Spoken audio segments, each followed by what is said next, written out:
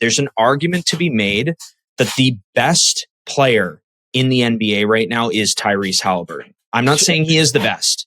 There's an argument to be made. That's how strong he's playing right now. In this moment, he's probably the strongest player over the last 2 to 3 weeks. Yeah. You're listening to Behind the Lines, a podcast presented by inplayLIVE and powered by Pinnacle, the #1 sportsbook where winners play and never get limited. Go to pinnacle.com/inplayLIVE to sign up and get in the game.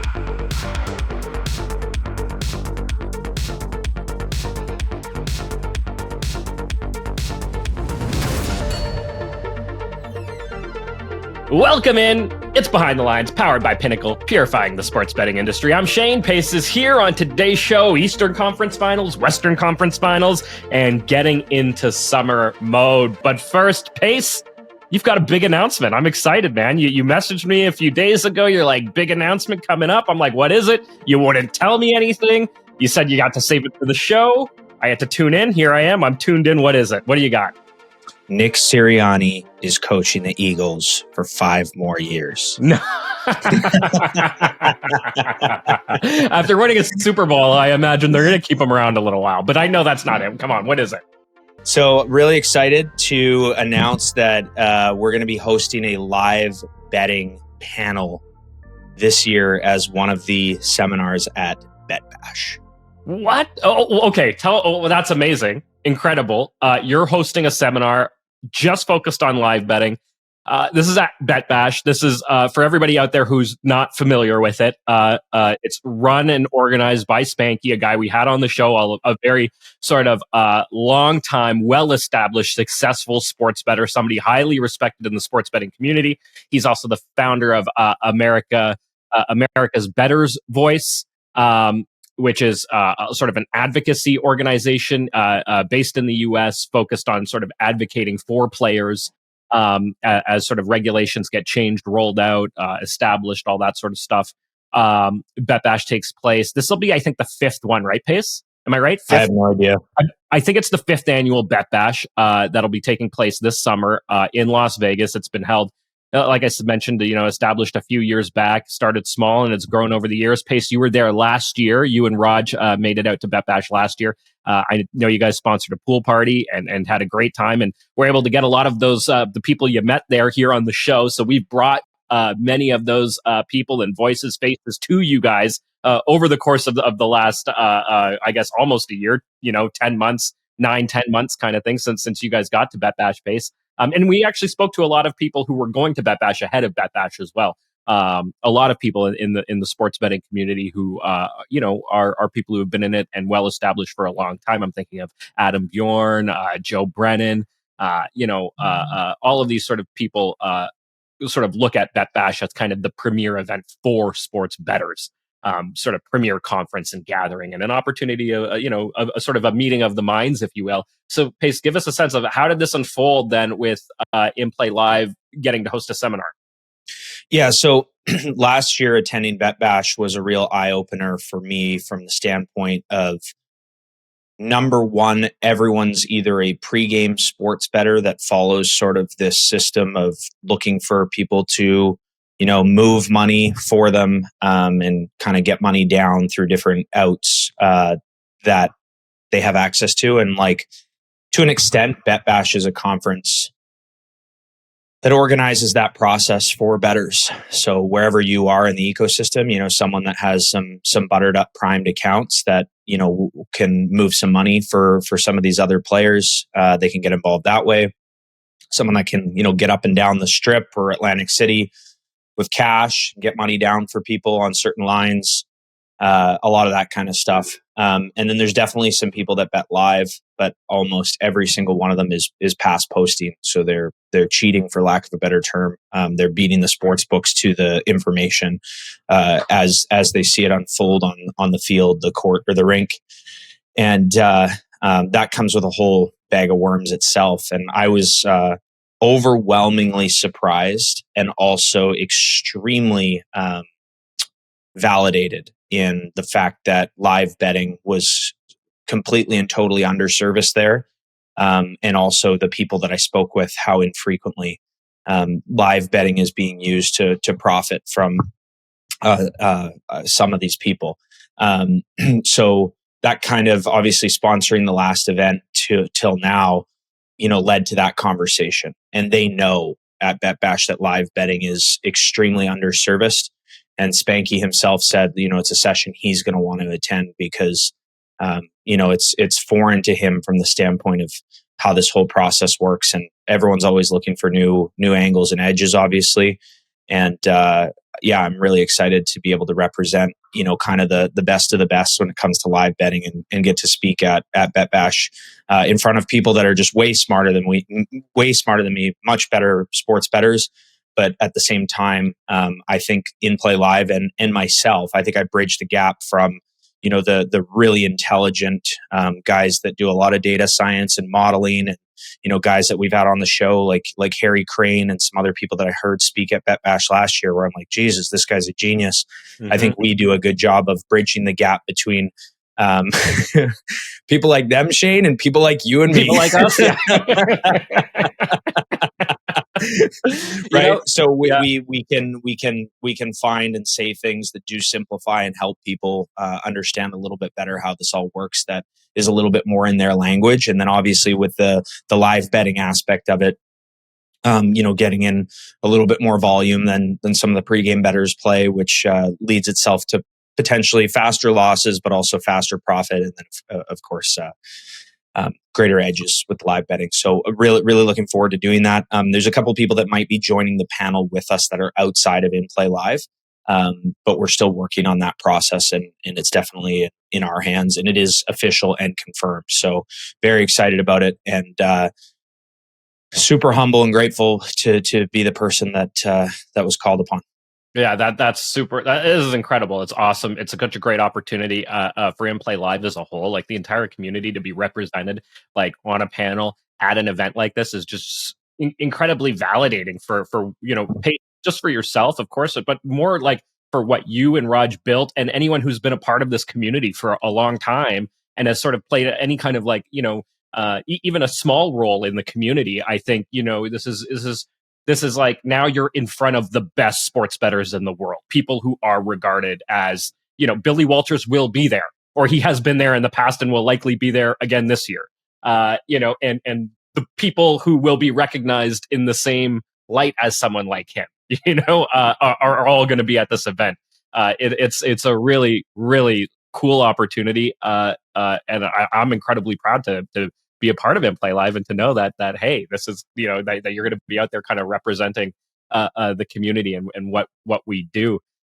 You sort of mentioned the vast majority of people there being pregame sports bettors looking for movers, needing to get down and find out so that they can get down, and it's such an important aspect for them. When they know they have an edge, they need to exploit their edges, and they can only really exploit them by getting down large amounts of money, because those edges are so small, right? We've talked about this quite a bit.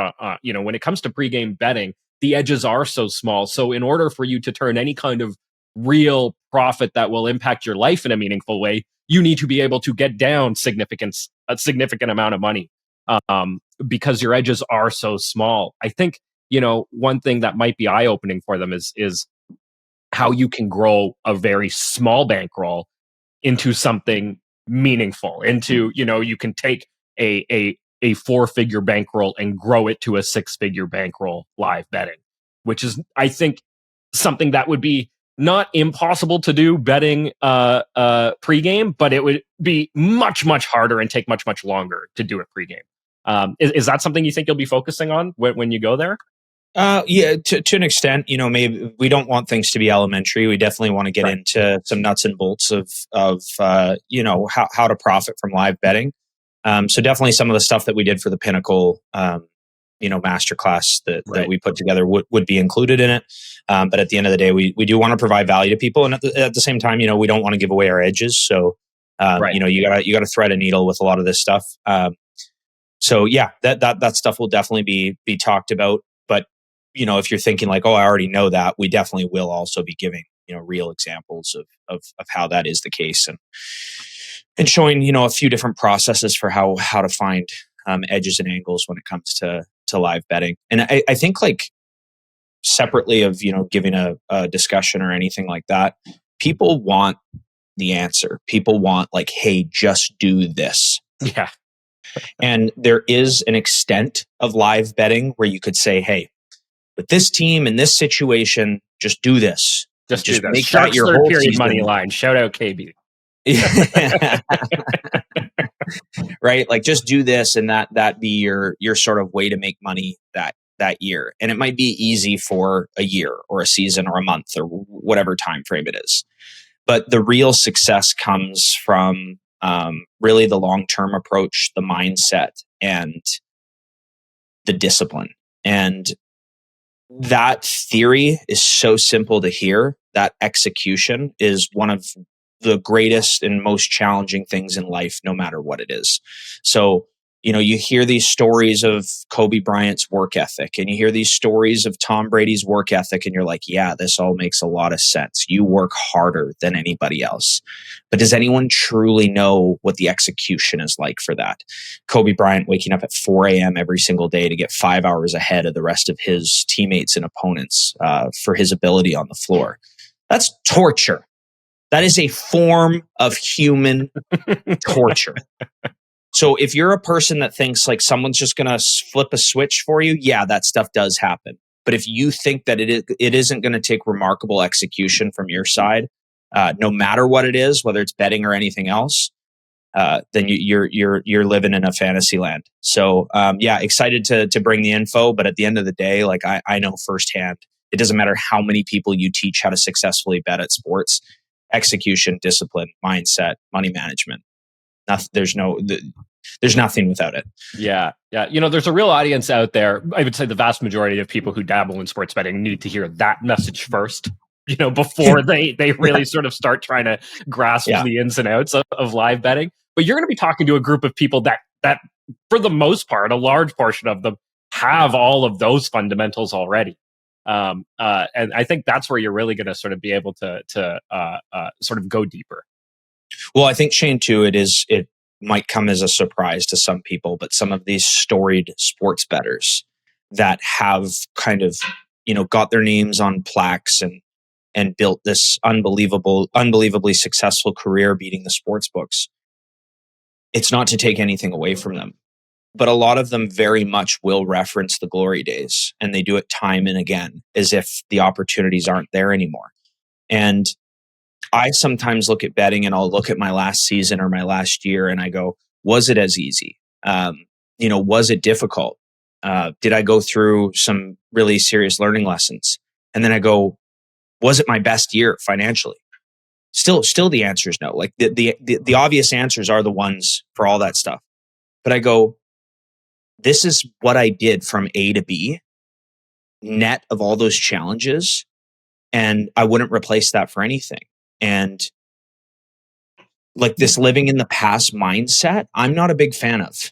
It doesn't serve to benefit you when you tell someone about the edge that you have. Like, it's a fun story. I love hearing those stories. Mm-hmm. But when you reference it as you can't do this anymore, I more so look at it from the standpoint of like, what's next? How can we adapt? And like, where do we go from here?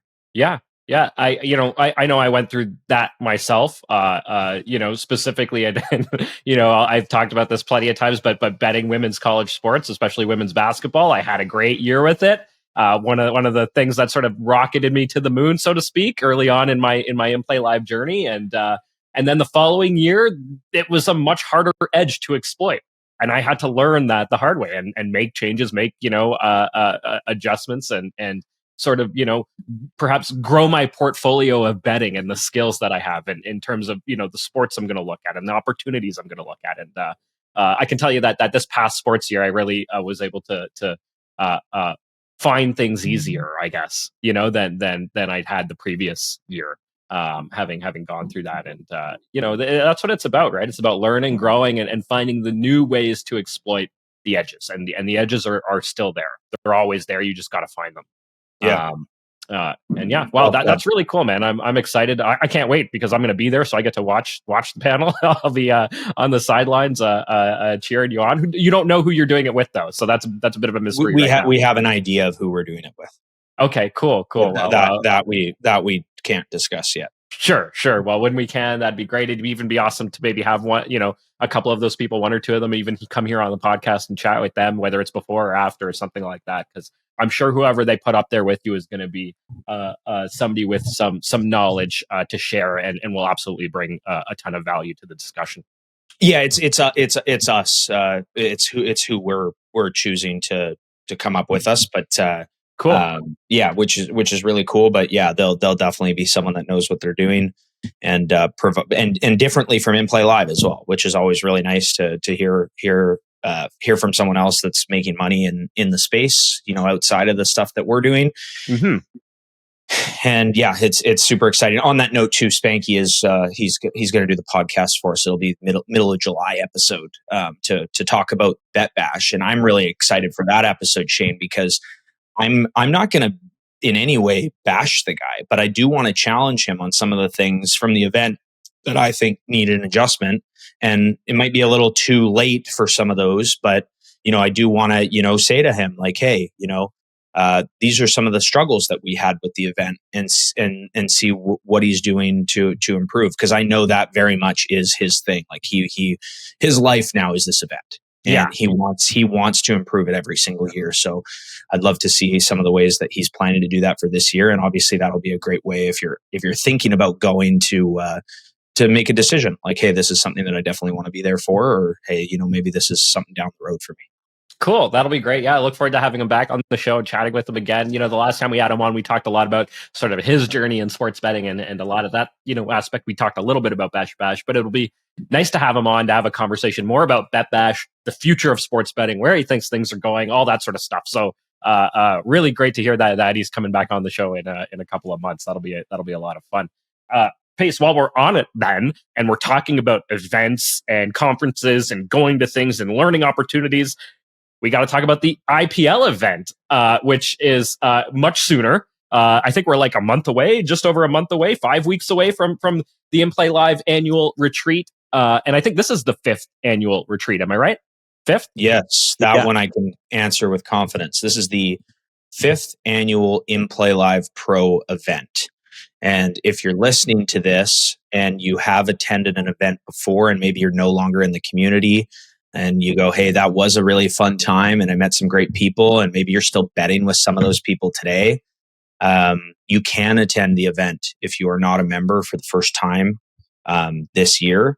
It's $500 Canadian to attend the event, but that $500 also goes towards the purchase of a membership. So if anyone, for whatever reason, is watching this and thinks like, hey, I would love to attend, we do have to approve. We do have to approve you.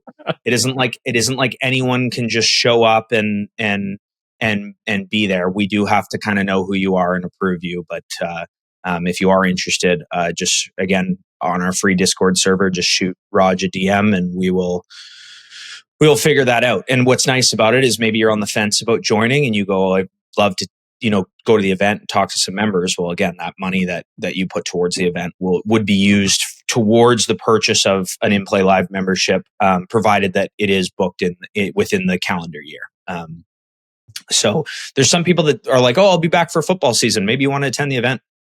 Put the $500, come to the event. That goes towards your membership come football season, rock and roll. So anyways, for the inplayLIVE. Yeah, sorry, go ahead, Shane. Yeah. No, I was just going to say, that's amazing. You could eat and drink $500 worth of food during the 3 days.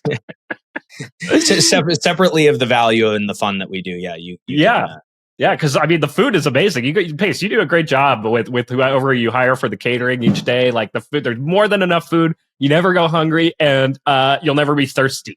It's great just from that point of view. So the $500, well worth it just for that to one, eat, drink, and then participate in all the games and the fun that we're going to be having. Right. Yeah. It's going to be a great time, and definitely two things we're changing up this year. I think we've taken. Having attended BetBash, we do want to improve our event as well, sure. Right? We want the members to get tremendous value from it. So Shane, I know you've hosted a couple of those fireside chats, and I think they've been awesome but we also look at that as an area that we can improve. By that time at night, some people might not be in the best state of mind to be. I know I had to lay off a few just so I would be in shape for it.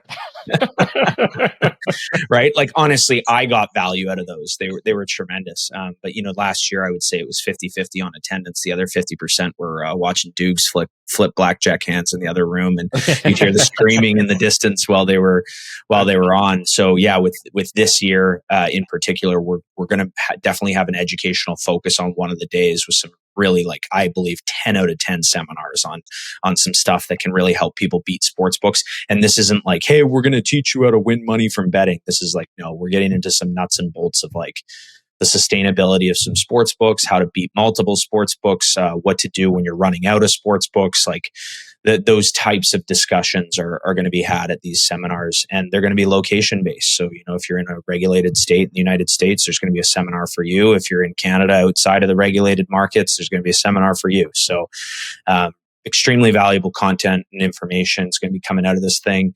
And separately of that, we're having scavenger hunts around the city and teams. You're going to be broken into teams at the start of the event, doing inplayLIVE and sports trivia on night one. You win that, you gain an advantage for the scavenger hunt. You do the scavenger hunt across the city. You win that, you gain an advantage for softball. Do a softball tournament with your team. So every day, you're working with this team that gets drafted, and the captains of the teams. I mean, they're going to have to draft knowing like, hey, I need this guy to be good at softball, but I also have to have like look at people from the standpoint of how are they going to do for trivia for us, because that could be enough to win us a softball game on its own with the advantage that you get for that game. So your team is your team for the event. It's not just your softball team. Okay. How well does my team know the city of Vancouver? Like if I need to go somewhere, are they going to be more efficient than Google Maps? And like Google Maps might be able to tell me where something is, but I might need to find something really specific in the city, So just some things like that where you might want a couple people drafted that separately their softball skills or their sports knowledge actually know the city that they're in. So I'm really looking forward to this one. I think it's going to be, I say this every year, but I also agree with this every year. It's improved every single year, weather aside. So, I'm really looking forward to it. Also, we moved the time. It's at the end of June. Previous years, it's been in August. Part of the reason for that is we didn't want to, kind of make it at the same time as BetBash, which we're usually doing it around August 15th. BetBash is the 12th to 15th. But like, let's just completely move away from that. But if you know where Vancouver is, it's a very northern city. It's much more north than Toronto, which is obviously the biggest city in Canada. So June 25th is, one of the 6 longest days of the year. The sun's going to be up to like 10:15 p.m., which is just really cool. That's awesome. So you have these nice long days, beautiful time of year, no threat of fires yet. So yeah, it's just a better time of the year. And yeah, I'm really looking forward to meeting some new people, hanging out with some people that have been to the event before, and yeah, just celebrating what it is as a bettor. And I think it's this time of year, Shane, that we really go, okay, the season is over, right? Like from the standpoint, are we still betting? 100%. Can we still find value? Without question. Do we still lose money some nights? Absolutely, right?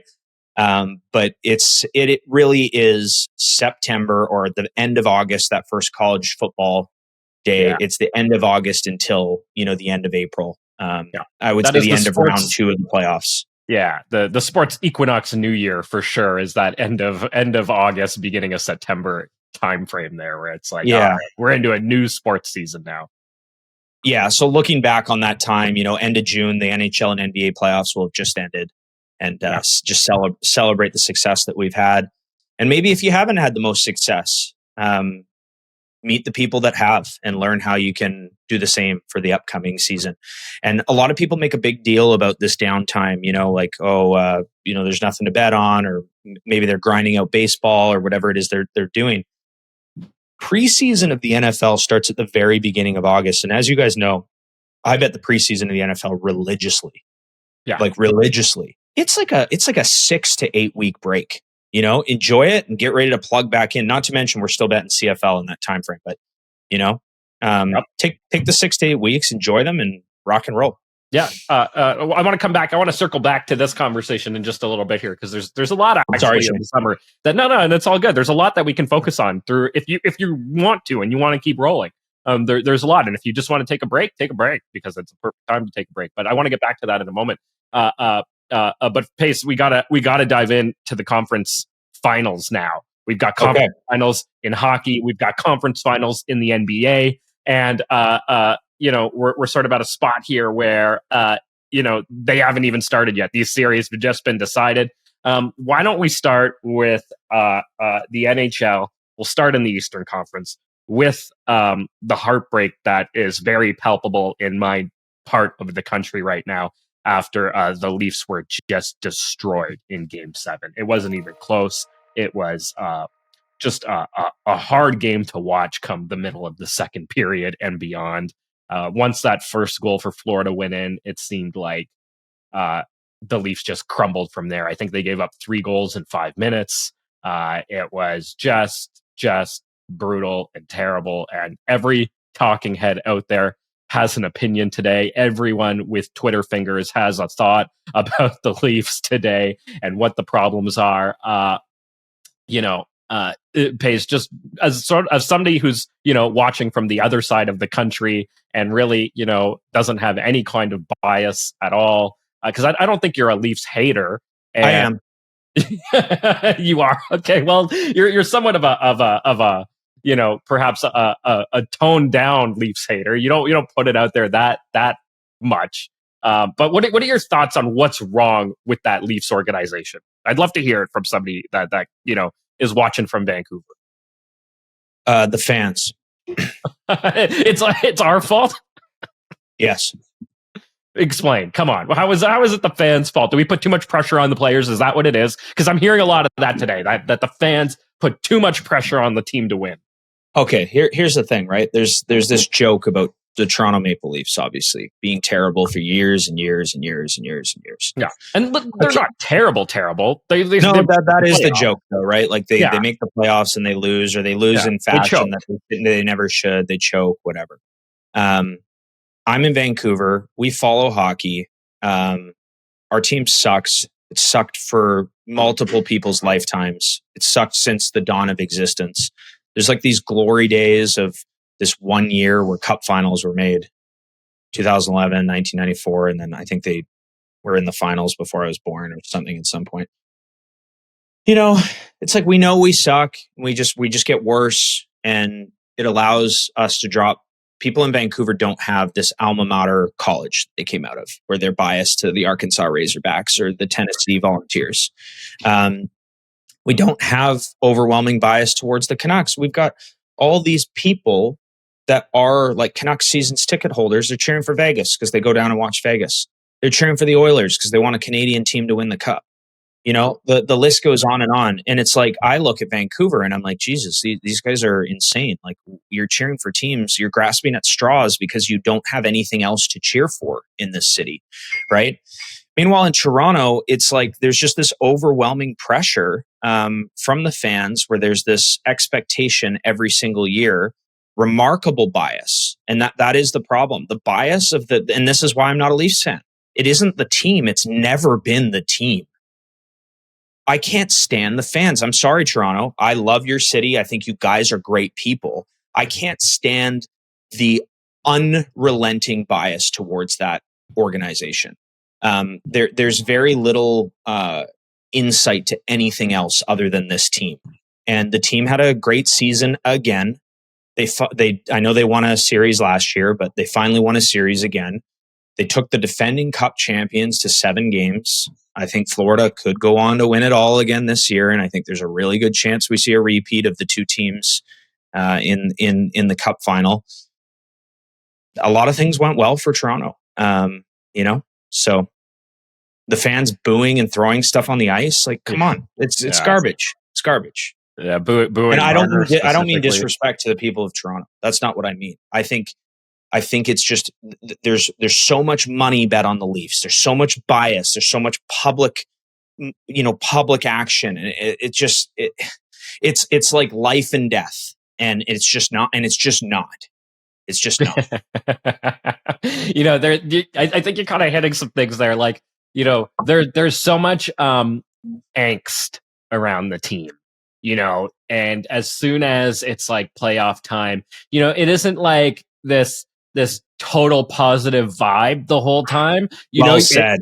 It's a constant like, when how are we going gonna to fuck this up? We can't Yeah. fuck this up. Don't fuck this up. And it's it's like this anger and angst that just builds and builds through playoffs. When really, I think and I'll go back to the other Toronto team that did win a championship that I'm a massive fan of. That's what I mentioned a lot. Riding that wave of the Raptors running through the playoffs and making it there and getting there. It was just positive, uplifting. Can't believe we're here. Let's go. This is amazing. And that's never the case with the Leafs. It's being the underdog, having hope. Yeah. Right? Having belief. Holy smokes, we can do this. Yeah. If the Leafs lost the Cup final in Game 7, 6-1, the narrative would be identical to today. You're probably right. Yeah. And if you won, or when you win, is it you, Shane? Am I saying that right? Are you a Leafs fan? I'm a Toronto fan. I cheer for the Leafs. I mean, look, Sure. hockey. I've said this all along. Yeah, hockey isn't my biggest passion, but I'm in Toronto. I cheer for the Leafs. When you guys eventually win, it'll be before the Canucks. When you guys eventually win, it'll be like finally, instead of the Toronto Raptors experience. Yeah, which was just jubilation. It was just I think you might be right. It might just be like, finally we did it. All right, now what? Yeah. It might be kind of like that. Okay, let's focus on what's to come now, because that's really what we're about here. Sure. Focusing on the lines and the numbers and where we're at. You mentioned Florida being the favorite to win it all. So let me just run through some of the lines right now for you. All of this from Pinnacle, sharpest sportsbook in the world. This is what they're showing this morning. Florida Panthers are paying 1.77 to win the series against the Carolina Hurricanes. The Canes are at 2.13. So, pretty close on the odds. They're not a major favorite, but certainly the Panthers going into that series against the Canes as the clear favorite to win the series. Over in the West, it's the Oilers and Stars. Oilers are the favorite at 1.86, so normal juice as it comes. The Stars paying 2.01. So really, much more of a coin toss there, at least according to what the books are showing for the odds. And just Stanley Cup favorites, Florida, the favorite to win it at 3.42. That's what they're paying. Oilers paying 3.63. Stars paying 3.93, and the Canes at a 4.0. So you've got four teams here, and all four of them are paying between 3.4 and 4.0.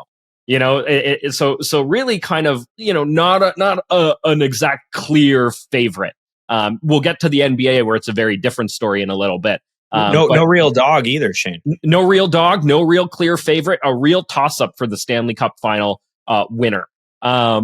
So let's go to the Eastern Conference matchup. You think the Panthers are the favorite to win it all. Obviously, then you think that they're going to beat the Carolina Hurricanes, or you think they have a good shot at beating the Carolina Hurricanes. But give me your thoughts on the lines and what you think of this matchup. I really liked the Hurricanes against the Capitals. Oh, okay. That was the only series I liked in the NHL of round two. They took care of business. After having watched the Oilers, I really liked them, but I didn't say it prior to the series. In the NBA, I struck out. I took all the big favorites, and they got all smoked. So shame on me. But when it comes to these hockey series, I mean, your guess is as good as mine. I want the Oilers to beat the Stars. I do want that. I don't have any money on anything as of this moment. I do think the Hurricanes are an exceptional hockey team. Now, they're going up against an exceptional hockey team. I knew the Capitals were not an exceptional hockey team. Yeah. Okay. So that's why I liked the Capitals. I don't think the Dallas Stars are an exceptional hockey team, but they just keep fucking winning. Like, I don't think they belong here right now. I still think dumb puck luck got them ahead in that Avalanche game. And yes, the Avalanche, in order for dumb puck luck to factor in a series, you have to have gotten to that. Like the Avalanche couldn't just finish them off in the first place. Yeah, but they should have. 2-0 late in the game. Dumb puck luck definitely came into play in that game, and then they ended up losing 4-2 or whatever it was, maybe even 5-2 in that game 7. So I don't think they belong here. I want to see them just get crushed because I hate them so much. And yeah, that's where I'm at. So you talk about who's going to win. I just don't want to see the Stars win. Okay. Fair enough. But I think you might be like, I think you're right in the sense that they don't belong there. They don't seem like they're at the same level of a team like the Oilers, or even like a team like Florida on the East and the Canes. I think out of the 4 grouping, the Stars, like you said, probably don't belong. Where I think the other 3, you could have predicted all 3 of them sort of going deep early on, like when the playoffs first began. And they probably all sort of deserve to be there. But yeah, so if you were to pick out of those 4 to win the cup, to hoist the cup, what do you think is your best bet? Yeah, so I think that's a really good question, because then we turn this discussion not into what Andrew Pace's meaningless opinion on hockey, but actually on the numbers, and I think that's really important. Yeah. So going back to Shane's list of numbers there, he listed one team at 4.0. If all 4 teams played each other and all 4 teams were identical with the exact same players and the exact same coaches, so essentially simulating all 4 of them against each other in say NHL, like a simulation on EA Sports NHL, you have one fair bet on the board at the Hurricanes at 4.0, because you have 4 teams, each with a 25% probability of winning. There's one fair price on the board, which for me is just a hard pass on all 4 of the teams. I would not bet any futures. As far as series goes, I kind of do like the Oilers. I do like the Oilers. They're never out of a game. They've got that chip on their shoulder. I don't know that there's value there. So I think just the whole board's a pass. But I do. I think if I had a gun to my head right now and I had to pick one single thing to bet on this menu, I would take the Oilers at that -115 to win the series. But I don't like. I'm not betting it, and I don't like it. Gotcha. Yeah, I think you make a great point there that the Canes are the only fair price when you look at the Stanley Cup winner right now. The only possible, I think play you could make would be the Canes, because it's like you said, right? Like they're paying 4.0. There's 4 teams out there, and I think you could make an argument that if we were to give, we're looking at it in terms of odds. Well, the Canes should probably pay less than the Stars, and the fact that they pay better than the Stars, to me makes it seem like there might be a very small edge there. But is it worth it? That's up to you guys out there to decide. I'm not placing any specific bet right now at this time on the NHL in that sense. When it comes to the 4 that are left here. All right, let's go over to the NBA then. Because it is a very different landscape in the NBA when it comes to the odds, the numbers, and what we're seeing with the 4 teams left. So let me break this down for you here. The Eastern Conference is going to see the Indiana Pacers face the New York Knicks. The Pacers are the underdog in this series, paying 2.39. New York paying 1.63. So we're talking into the sort of heavy favorite, almost kind of area for the Knicks here. In the West, this is heavy favorites. OKC playing the Wolves. OKC is paying 1.3 to win the series. That's -333 for all you American odds guys out there. -300, greater than that even. And the Wolves paying 3.75 to win the West. NBA champion odds, OKC, clear favorite, 1.54 or -185. Next is the Knicks at 5.82, the Wolves paying 6.15, and the Pacers to win the NBA championship 9.22. I mean, such a different, such a different board than what we just talked about in the NHL when it comes to the NBA. A very, very clear favorite with OKC. Almost absolutely, I would argue, no value on OKC at all. If you wanted to look at them, whether it's to win the series or win the NBA title. But Pace, give me your thoughts on this. Yeah, so just the same discussion. If all four teams were equal, there's an argument that there's value on three of the four teams. Now, all four teams are not equal. Obviously, that goes without say. But there's got to be value on one of these three teams. There just has to be. Yeah. Right.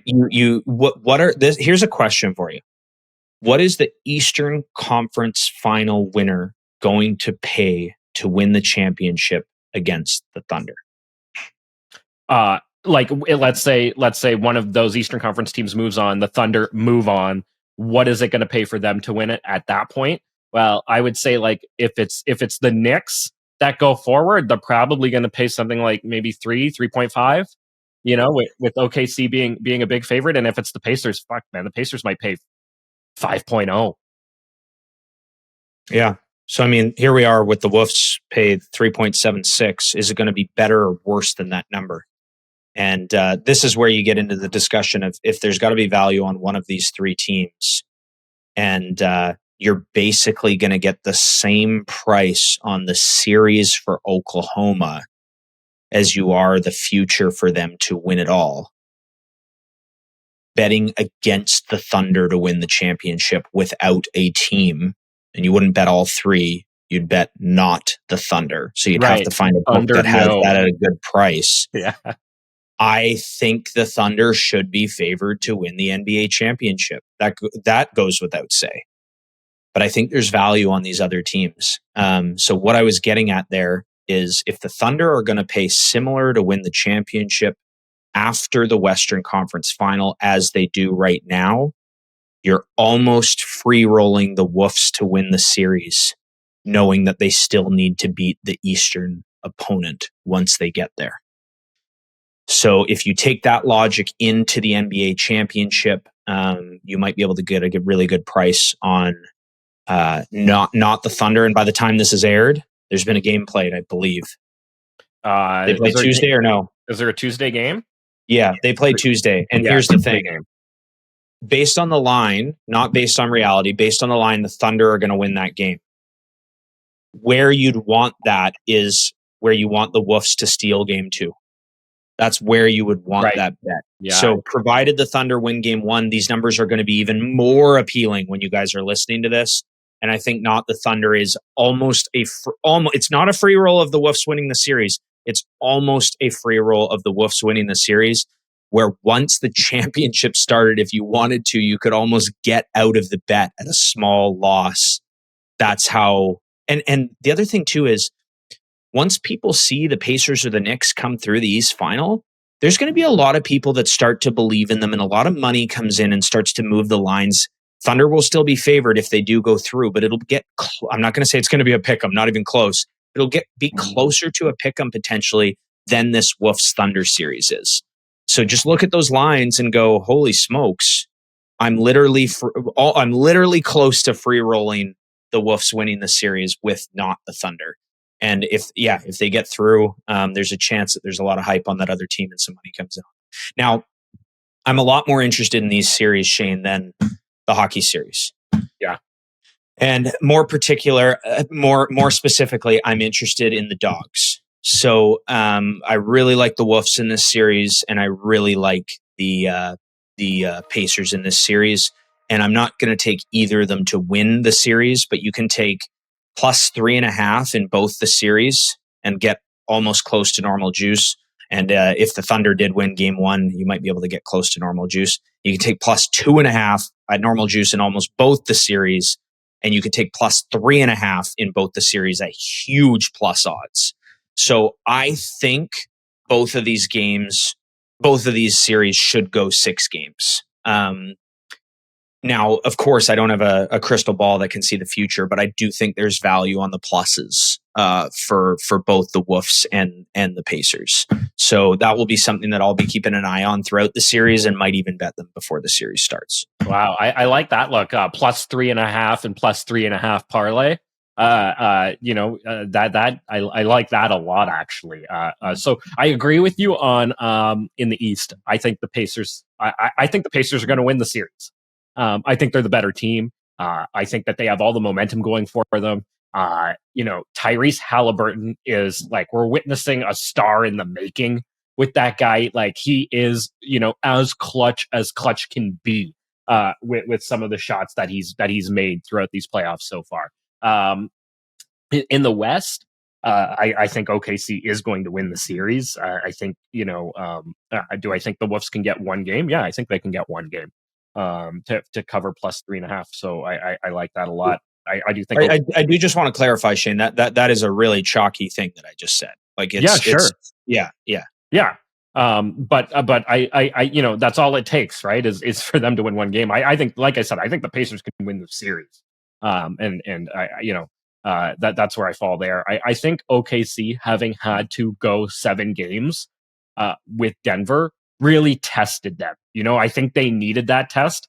I think they're going to be coming into this Wolves series as sort of, that battle-tested team. Whereas I think the Wolves had it a bit easy against Golden State, especially after Curry went down. I don't think they're coming in having sort of gone through the gauntlet, so to speak, the way OKC had to do with Denver. And so I think OKC just has that edge coming in. But obviously the line, on them isn't worth it. So but the plus 3.5 there, that makes a lot of sense. Well, the plus 3.5 may be a little too chalky. So that might be something that you'd want to do, like if they went down 2-0. Right. Yeah, sure. And wait. Yeah. If they went down 2-0 after the first 2 home games in Oklahoma City, but the plus 2.5 plus 2.5 parlay pays really nice. So it's Pinnacle doesn't sometimes have some of these spreads, but just shopping around, you're looking at like minus 150 for plus 2.5 on the Wolves, and minus 300 on the Pacers for plus 2.5. So you pair those together, you're getting really nice plus money. Are you betting it right now, Pace? Is that what's going on over there? I'm just shopping around. I was just shopping around on the lines there. Yeah. But I mean, I'll take a look at this stuff a little bit further and maybe call it before Tuesday. So sorry, we're talking in past tense for people listening, but that's the process that I do for most of the series when I'm looking at some sort of parlay in this spot. A lot of this stuff's very, fun and recreational. And I do have to caveat, like, if you do this stuff and, the Thunder are coming in and it's game 3 and they're up 2-0 in the series and they're winning game 3. You're not sitting there, clamoring onto this stupid little pre-series parlay ticket. You're focusing on live value, and human bias is inevitable. Like I just talked about the Leafs in not the most positive light. Nothing, and that was completely biased, like 100% biased. You have to drop your bias with live betting. So if that means a pregame ticket or a series parlay or whatever is what's creating your bias, you have to try as best as possible to think mutually exclusive from that ticket. Put that one aside, put it in the trash if you need to, and focus on the value live. Because, a really good example, I really like the Nuggets plus 8.5 in game 7 against the Thunder. I thought it was going to be a tight game. I think the whole world thought they would come out to play. 42. The Thunder were up 42 with 4 minutes left. So do you think I'm sitting there going, okay, just go on a nice little run here? No, I would say by 3 minutes into the third quarter, I knew that bet was almost 100% dead. You completely shift your focus, and that's not, you have to do that separately of whether the bet's dead. You have to look at all sides of a board and a game in order to be successful. So with any of this futures parlay stuff, it's very, very recreational. Yes, we've hit a few of them over the last few years, but it's nothing compared to what you can get in any one given game betting it live. Oh yeah, and when it comes to all of these series, whether it's the NHL or the NBA, I think we're going to have a ton of great live ops. I love, especially like I said, that Pacers game, like Pacers series. I think like there's going to be great value on the Pacers live. I think going through the whole series, and I'm really looking forward to that. And of course, of looking at totals in these games, depending on how they play out, unders or overs. And on the other side, in the NHL, I think other than the Stars, I probably don't want to make bets with the Stars in the lead, but I think the other teams we're going to be able to really sort of capitalize. I think I am going to be betting some games if the Stars have the lead. Yeah, I really am. I'm looking forward to it, to be honest. Like, again, flip your bias and find the opportunity that you can from it. And anyway, Shane, I do want to talk about the Pacers a little bit more. Okay, yeah, go for it. I'm happy to talk about the Pacers more. Okay, so we talked about the three other teams that aren't the Thunder. The Pacers, separately of winning the championship, are one of these teams. They're a generational team, and from a betting standpoint, they only come around once every few years. Now, the Knicks could dismantle them and win 4-0 and sweep them. So that aside, I don't know what's going to happen. The value on them is unprecedented. So you get scenarios like this. I would say in March Madness, there's a team that's like this, but it's the whole Cinderella story, and it's actually the value flips where people think they can do more than they can. This is not that. There's an argument to be made that the best player in the NBA right now is Tyrese Haliburton. I'm not saying he is the best. There's an argument to be made. That's how strong he's playing right now. In this moment, he's probably the strongest player over the last 2 to 3 weeks. Yeah. Yeah. Yeah. That's, and I think he is. Okay. So that's a major factor in the NBA. Teamwork is so important, but when you have that guy who's him, or whatever the young people are saying these days, that matters. Now, if they get swept 4-0, there's still tremendous value on this basketball team, because you're going to have them in scenarios where it's late in a game, they have the basketball, and the spread, you might get a covering spread on them where they don't even need to score to cover the spread, right? As opposed to, say, the -7.5 on the Thunder. Basically, the entirety of the game, you need the Thunder to score another basket or another 2 baskets or another 3 baskets and then hold to cover the spread. With the Pacers, it's the opposite. You need your opponent not to do that to you. They pay 9.2 to win the championship with 4 teams remaining and only 1 team in their way to get to the championship. John obviously called them on the podcast at like 30-1 or 29-1 or whatever it was. So that's obviously a really great bet right now. But just keep your eyes on the Pacers for live opportunities. They close out games really well. They come back in games really well.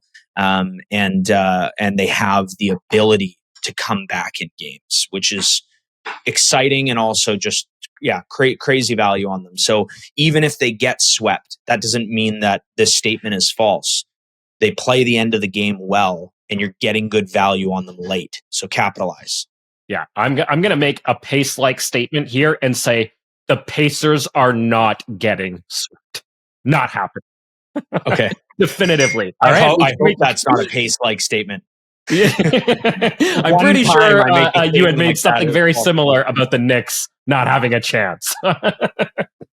So here I am. I'm saying the Pacers will not get swept. 100%. They will win at least 1 game. I think they're going to win the series. And honestly, like on the board here, like 9.22 is very tempting. And I bet you there's some soft books out there. I haven't done a lot of line shopping here, but for all of you out there, if you can get them at 10.0 or plus, I think it's worth it. If you're not in on anything, I do think that there's a ton of value there. I actually think when it comes to futures, Pinnacle is always going to have the best prices. So. They typically do. Yeah, they typically do. So yeah, like I said, I haven't done any line shopping out there, but yeah, it's a great number. Okay. Pace, we were talking a little bit about the sort of, what do we do after this? Because yes, now we're down to conference finals in the NHL and the NBA. We're going to have like 1 or 2 hockey games a night. We'll have 1 hockey game and 1 NBA game in a night if we're lucky, where we get 2 of them together in a night. But it'll probably be like a lot of, there's only 1 game tonight, whether it's hockey or NBA. And we're moving into that time of year where it's like, all right, there's just not as much big four sports going on. Of course, the MLB is in full swing, and it was a pretty solid weekend at inplayLIVE in baseball. Shout out Hawkeye Tim, who had himself a day yesterday. I just kept seeing guns for his calls yesterday. He really went on one. And MLB is it's day in, day out. It's a grind if you're betting it. But there's other sports out there too. Like, let's say baseball's not your thing. WNBA just started. Just tipped off a few days ago. I think we're 3 or 4 days into the WNBA as of this recording. CFL begins early next month in June. And Pace, I know that's a sort of one of your favorite summer activities. But there's also tennis, there's golf, UFC, which I really enjoy and have been doing well with, having a lot of fun with UFC. And that's only a once a week kind of thing, but it's there. Pace, when it comes to sort of all these other summer sports, that maybe don't get as much betting action, is it just the CFL for you? Well, I think the advice is for everyone out there, if you're betting during this time of year, which many of you are, pick your lane. And that for some of you, that's all of it. If you love this and you're doing well and you're winning money, for some of you, that's everything. That's everything you can get your hands on. For others, it is being very selective and specific, as I believe you have to be with every sport to win over the long term. But pick your lane. I'm personally going to be focused on the CFL. That's where my money and attention will be going. And I think that transitions beautifully with NHL and NBA hockey playoffs, because right as we're into the final round, the kickoff occurs there. The ROI on that last year, I believe, was about 17% across the entire season. And I have to make adjustments for that. That means sometimes my full unit becomes about $2,000 because it's hard to get $2,000 down live in the CFL. So I make adjustments. I'd be content with a $500 quarter unit. And then, make those adjustments across other sports as well, because I don't want my baseball quarter unit then to be, to destroy my CFL quarter unit, where I made 3 units in the CFL that day and I lost a quarter unit in the MLB and I broke even. Right. So I have to make adjustments across the board, and then I start to ramp back up for the playoffs the preseason for the NFL. But I know Matt is really focused. He's really excited about the tennis majors that right around the corner here.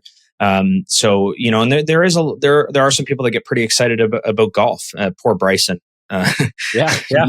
Right at the top of the board again and couldn't get it done. But there's a lot of people that get excited for golf and things like that as well. So do the thing that is most successful for you. Anything that isn't super successful for you, I don't want to say throw it in the trash.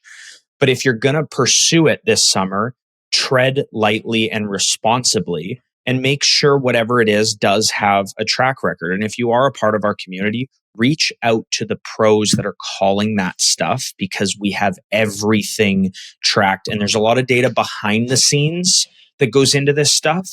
So while we might be down on a particular strategy, there was a reason it was there in the first place. And sometimes having that understanding of going, hey, if we were to have zoomed out and had we have bet all these other games, this would have been the ROI on that strategy. And that's why we're now, testing it out and starting to call it a little bit more. So having that understanding, reaching out to the right people, that can be really beneficial. And I think that also helps with your overall networking and making sure that, you are finding new edges across all sports. So take that approach, stay in your lane, have fun. And Shane, I'll fire that right back at you. What are you going to be focusing on?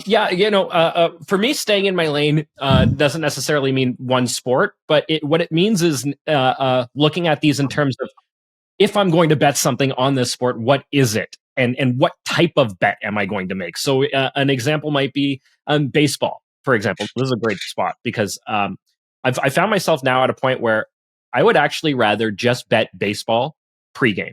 Not that there's not live value out there for baseball. Sure, I hear you. Not that there's not value out there for baseball live, but do I want to sit there and be sort of glued for live opportunities on baseball slates on, say, a Sunday afternoon? No, I want to spend summer Sunday afternoon with my family, out at soccer tournaments and out doing whatever else I might be doing and that kind of thing, right? And I think that there are some really great data plays for baseball pregame. And it's not a ton, but it's like if every day I make 1 or 2 baseball pregame plays, then boom, I'm off and running. And there we go. I'll check the scores while I'm out. I probably won't watch them come in, and I'll be happy with that. WNBA, there's only a massive WNBA slate is like 4 games in the day. It's like most days there's 1 or 2 games and that's it for WNBA. There might be a very set point in an evening where I'm going to go and I'm going to look at a total in the WNBA, at a very set point, and that's it, and maybe I bet it, maybe I don't, move on, UFC is once a week and I've been doing some UFC stuff, I'll continue to do that. And that's a nice little thing. And that's a pregame thing as well. It's not a live focus. It's a pregame, put it together and move on and go enjoy an evening. And maybe I watch some fights, maybe I don't. Put it together. AKA Parla. Having a lot of success working on some UFC Parla stuff. And a CFL, same kind of thing, right? There might be a point where it's for me, betting CFL isn't going to necessarily be tuning in for every whole game. It might be tuning in at a very specific time to see if there's an opportunity to bet one sort of specific bet, which is probably a total for me. And that's it. And sort of, so for me, that's what staying in my lane is. It's not necessarily like, oh, I'm only going to bet this sport. It's no, I'm only going to make this one type of bet in that sport. And I will say, Shane, too, that's really smart. And also it harnesses the community. So because you haven't tuned into the whole game, because you are trying to stay in your lane and live your life outside of this, it allows for you to rely on the other people that have watched the game. That are in the spot. You can pick their brain a little bit before you decide to make a decision. You can easily pass and then go, oh, okay, wow, that was really valuable. I want more on this one, right? So you almost get like a quick Cole's Notes and you go, hey, here we go, rock and roll. It's smart. It's a great way to approach it. You're harnessing other people to leverage your time. You're using your membership effectively, and you are doing some things separately of all that on your own because you know that that's powerful as well. Yeah, I'm so glad you mentioned that. That is a big part of it, is leveraging the community, tuning in at the right time. Okay, what's out there? What are people saying on this game? What's happening out there? And sort of just dialing in, whether it's on the stream and hearing what you guys are thinking, or touching base with some people sort of in the Discord or whatever it might be that are within the community to get a sense of where are we at on this one. What do you guys think? Okay, boom, bang. Bets in or bets not in, moving on back to life, and back to enjoying summer. That's kind of the way that I'll be approaching it. And it's a lot of fun that way too, because you can just sort of pick your spots where you want to watch sports and tune in and really dial in, and other times where it's like, all right, we're taking it easy here. So yeah. And a lot of great opportunities in all of those sports that I mentioned there. So if you're somebody out there that's wondering, like maybe you just had a great run and now you're wondering, well, what's next? What do I do? And you don't want to take a break. You want to keep growing your bankroll through, and maybe look to perhaps even pull out some money and then grow your bankroll again and get a new bankroll ready for football season or something like that. Dial in with the community, connect with people, learn from people. That's probably your best approach to sort of some of these. I'll call them kind of like peripheral sports, if you will. Yeah, well said. Yeah. All right. Well, Pace, great chatting with you. Thanks again for that announcement off the top of the show. Really looking forward to that and participating in that. I'm sure we'll have more to talk about in the weeks to come. But until then, Pace, to you and to sports bettors around the world. Till next week, keep beating those books. Let's go. Thanks for tuning in to another episode of Behind the Lines. Remember to like, download, and subscribe. We are on YouTube, Apple, Spotify, and everywhere you get your podcasts. Have a betting story or want to be featured on our podcast? Drop a note in the comments below. And if you want to join in Play Live, use promo code Behind the Lines.